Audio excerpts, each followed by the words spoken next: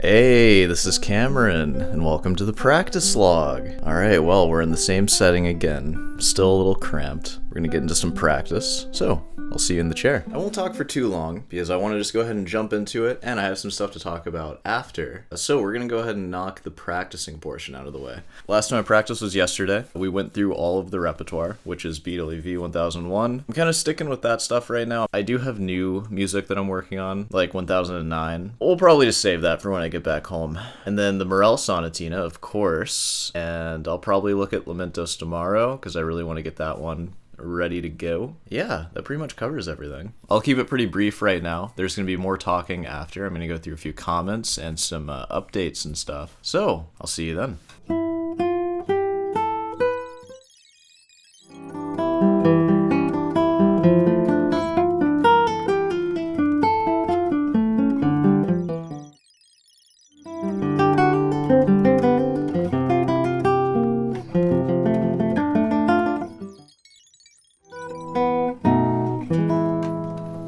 I've actually mainly been focusing on the Presto, like this whole time, at least like 75% of the time, which is about time that I did, because it's definitely the weakest one. I'm changing some fingerings. I guess I'll just go ahead and show you what I've been doing. Let me bring you closer. Q Treads, John Yang, you made a video, sore hands Presto ideas. I appreciate that. I've been on vacation, as you know. I'm not thinking about the Presto too much, but I did work on it a lot today, like I said. Which I appreciate what you said here. You were talking about breaking up the beginning measures into twos instead of threes. So instead of going da-da-da-da-da-da, you're going more jagged, as you said. Da-da-da-da-da-da. Yeah, I think that's a cool idea. It's kind of a question of, do you want to be Future or do you want to be Eminem? Da-da-da-da-da-da-da-da, or yada yada yada yada yada. Which one do you want to be? I don't know, I feel like breaking it up into threes just makes sense. Because then you get that nice A minor arpeggio.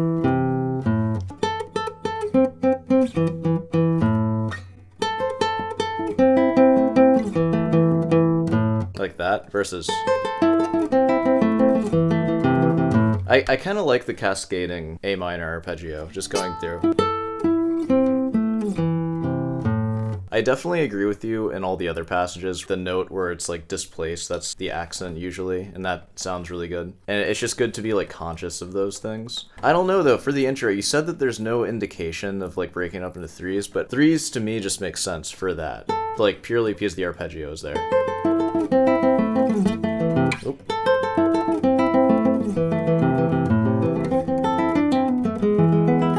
Breaking it up into twos and some of the other parts where it's like more obvious.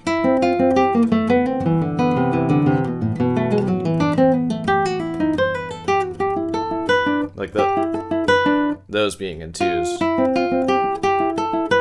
It's definitely something to think about though. Like, I need a lot more time to think about it. I will keep your video in mind. I think you have some really good ideas there. The only thing I sort of disagree with is the introduction. I would love for you to rebuttal why you think the music doesn't indicate threes there. I get the twos as well. I just don't like the jump. It just doesn't make as much sense to me as this.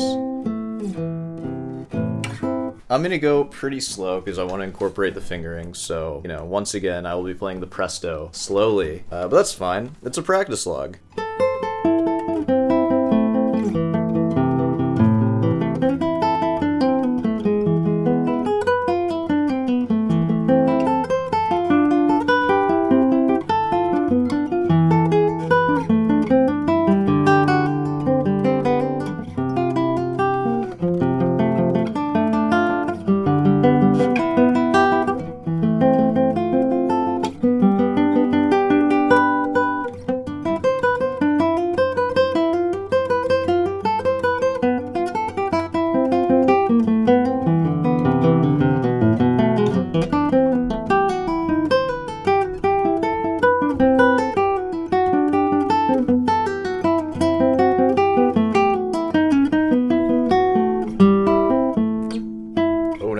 Alright, so this is the new fingering. Oh.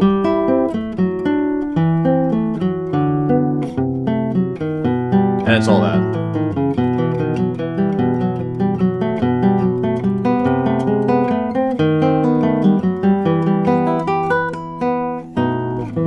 You know what?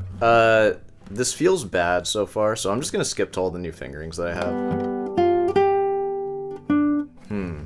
Okay, you know what? I was gonna show you my new fingerings, but I am simply just not comfortable enough with them to, like, actually play them. So we're gonna give that time to marinate in my mind. And I think that that's fair. I played the first page. I played it kind of bad. Yeah, I don't know. That Presto's hard. It's hard. There's a lot of things to do with it. It's the one I've been playing for the least amount of time. The Adagio is the same way. It seemed like, how am I gonna make this sound good? You know, once you spend enough time with it, it starts sounding at least good to me. I guess it's up to you to decide that. Definitely sounds better to me than it did when I first learned it. Presto needs some time. I have to get my fingerings down, and then I can start thinking about, like, how I want to group everything. Wait, it's good to start thinking about it now, though. Okay, well, that pretty much covers it. Let's take this time to chill for a second. Let's just talk. Let's touch base. Something kind of crazy happened. Somebody who's featured on the channel pretty often, Manuel Barwaco, ever heard of him? He posted a link to one of my videos on his Facebook, which is kind of mind-boggling and a little terrifying. And the video he reposted was, Manuel Barwaco was a party animal who never practiced. So I think he had a pretty good sense of humor about it. Which, yeah, that's like really cool and really fun. I'm scared of when Boss Rutan reposts a video. That's gonna be a terrifying day. Well, that's the practice. I feel like there's not a whole lot to talk about. Perhaps I can go into a comment question. I believe today is Friday, so the masterclass is happening today. Whoa. God, speaking of getting killed by somebody, I'm going to answer a question from Ridiculez. I pronounced your name correctly. So you started off, like, pretty accurate. Just to warn you, I hear the guitar chord book industry have clubbed together and hired an assassin, so be careful out there. You might be on a list for typing something like that.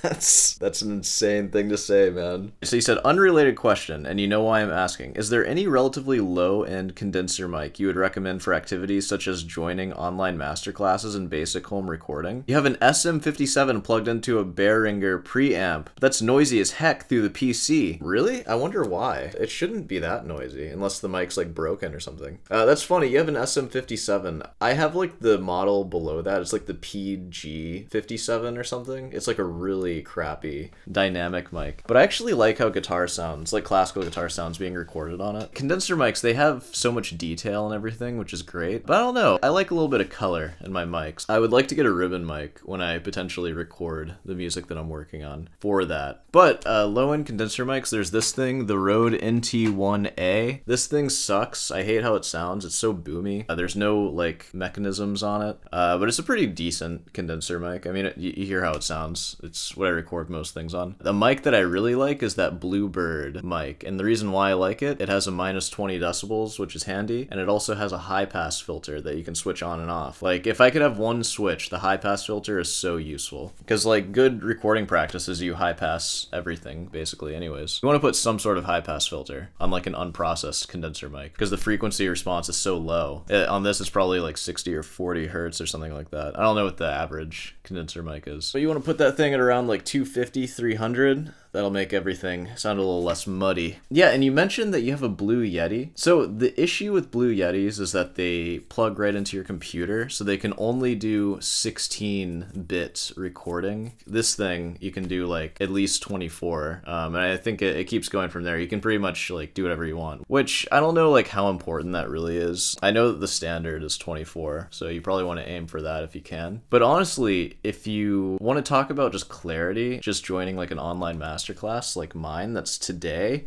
are you gonna be there? I think the Blue Yeti is gonna be fine. Now for home recording, like it's not ideal, of course. If I were to record like a big album, I would want to get a mic for it specifically. But if you want like an everything mic, I would recommend a wide diaphragm. It'll pick up more lows for like your voice and stuff. And they're made for small sound sources anyways, like a guitar or a voice. Usually the pencil mics, they're more for like picking up really big sound sources like a choir. That's when you can make like an array of pencil mics. And I mean, I see people use pencils on guitar as well, like especially classical guitar. I actually mainly only see them using pencils for classical guitar, but I think the wide is good for everything. This one's like 200 or something like that. The Bluebird though, that one's like 220 or 230. I think it's well worth it to get that one. And that mic, like you might be wondering like, oh, didn't that mic break on you? Well, I've had that one since high school. I've had it for like 10 years. It only just now has broken, and I've done a lot of stuff to that mic. So I think it's pretty durable. You know, hopefully that answers your questions somewhat. I'm gonna go on a walk outside at the beach, and perhaps I will say some more stuff there. So this will continue there, and then we're going to go to the outro that I'm going to film right now. So, I'll see you in the outro. Well, as promised, I'm here on the beach. It's pretty desolate.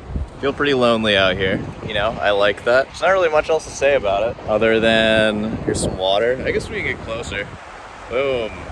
You like that? Yeah, I just want to take this time to talk to you about scales and how important they are to work on. You know, even when you're away from the guitar, you can still visualize them. I like visualizing the fingerings. I feel like that's pretty useful. It's like, for example, the major scale. The root is on the 6th string. You play it with 2 and then 4. That's a whole step. If you're in like 2nd position, 2, 4, 1, 2, 4, 1, 3, 4. And then depending on where you are, you can think of the notes as well. So like do it in 2nd position, that would be G major. Then 3rd position would be A flat major, and so on. And try to visualize the notes like that. Fingerings are really useful to think in. Yeah.